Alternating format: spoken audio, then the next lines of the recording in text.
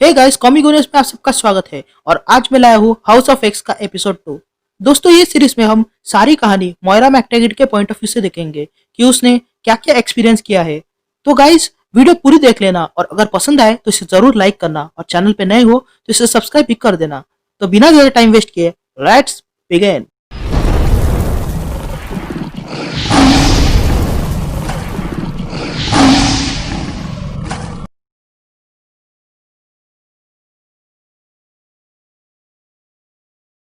कहानी की शुरुआत होती है मोयरा किनरॉस यानी कि मोयरा मैकटैगेट से, जो कहती है कि जब वो 13 साल की थी तब वो बीमार पड़ गई, लेकिन डॉक्टर्स ने भी उसकी हालत देखकर जवाब दे दिया था।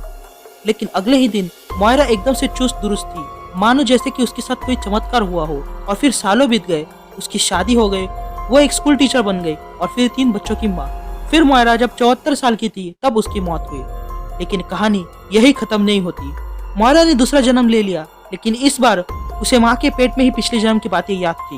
मोयरा के जन्म के बाद से ही उसके माता पिता को पता था कि उसमें कुछ खास है, लेकिन मोयरा ने ये बात बड़े होने तक छुपा कर रखी। फिर हमें कुछ पेजेस दिखाई देते हैं जिसमें मोयरा के बारे में बताया जाता है। शुरुआती दिनों में मोयरा काफी सावधानी से रहती थी ताकि उसके बारे में किसी को भी पता न चल सके, क्योंकि उसे पता था कि एक बार किसी को अगर उसके बारे में पता चले तो जो भी प्यार और इज्जत उसके लिए लोगों के मन में है वो नफरत में बदल जाएगी। मोयरा उसके बाद ऑक्सफोर्ड यूनिवर्सिटी गई सीखने के लिए। फिर मोयरा ने जानना चाहा कि उसके साथ जो हो रहा है कहीं वो बीमारी तो नहीं है। फिर मोयरा एक बार चार्ल्स जेवियर से मिली और उसे प्रभावित हुई। तभी चार्ल्स पूरी दुनिया के सामने ये अनाउंस करता है कि वो एक म्यूटेंट है।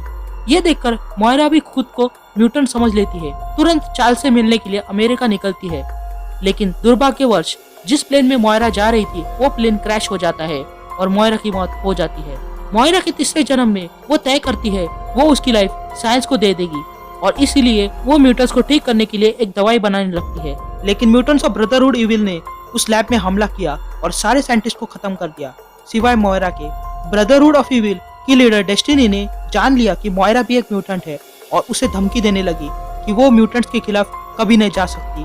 वो मोयरा से कहती है कि वो हर पल उस पर नजर रखेगी और जब भी मोयरा म्यूटेंट्स के खिलाफ सोचेगी तो वो उसे मार डालेगी। तभी डेस्टिनी मोयरा को बताती है कि वो इमॉर्टल नहीं है, उसके सिर्फ 11 लाइफ्स है। और ये कहने के बाद डेस्टिनी पायरो को ऑर्डर देती है कि वो मोयरा को जला दे और अगले ही पल पायरो मोयरा को जला देता है। फिर चौथे जन्म में मोयरा ने जल्दबाजी की और जानना चाहा उसके म्यूटेशन के बारे में। मोयरा ने ये तय किया कि वो अब चार्ल्स के साथ रहेगी और म्यूटेंट्स की ही मदद करेगी और चार्ल्स का सपना भी पूरा होने में मदद करेगी। लेकिन फिर एक दिन सेंटिनल्स ने एक्समैन पर हमला किया और उसमें सारे एक्समैन मारे गए और साथ ही मोयरा भी। मोयरा के 5वें जन्म में मोयरा और भी जल्दबाजी करती है और 13 साल की उम्र में ही वो चार्ल्स से जा मिलती है और चार्ल्स को उसका दिमाग पढ़ने के लिए कहती है। चार्ल्स उसका दिमाग पढ़ लेता है और मोयरा के सारे जन्मों के बारे में जान जाता है और फिर म्यूटेंट्स की एक लीजन बनाता है और म्यूटेंट्स के लिए एक शहर बनाता है जहाँ वो सुकून से जी सकते हैं। लेकिन उस जन्म में भी सेंटिनल्स उन पर अटैक करते हैं, जिस हमले में मोयरा की मौत हो जाती है। 6वें जन्म में मोयरा ने यह तय किया कि वो ट्रास्क के वंश को हमेशा के लिए मिटा देगी ताकि फिर कभी कोई सेंटिनल ना बना सके।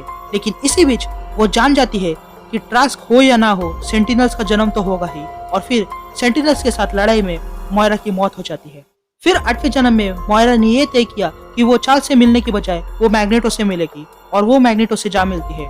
मैग्नेटो उसकी बात मानकर पूरी दुनिया पर जंग छेड़ देता है, लेकिन कुछ म्यूटेंट्स और एवेंजर्स उसे हरा देते हैं और वो और मोयरा दोनों भी जेल चले जाते हैं, जहां जेल से भागते वक्त मोयरा की मौत हो जाती है। फिर 9वें जन्म में मोयरा एपोकलिप्स से जा मिलती है और उसे वक्त से पहले जगा देती है ताकि वो म्यूटेंट्स के लिए मदद कर सके।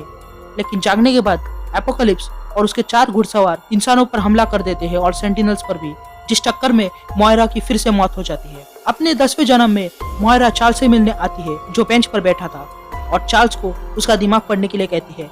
चार्ल्स उसका दिमाग पढ़कर उसके सारे जन्मों के बारे में जान जाता है और ये देखकर उसकी आंखें फटी की फटी रह जाती है। Thanks a lot for watching the video. अगर आपको ये वीडियो पसंद आए तो प्लीज प्लीज प्लीज उसे लाइक जरूर कर दीजिएगा और चैनल पे नए हो तो इसे सब्सक्राइब भी कर देना। मैं जल्दी लौटूंगा आगे की कहानी के साथ। तब तक के लिए मुझे दीजिए इजाजत and thank you guys, love you all.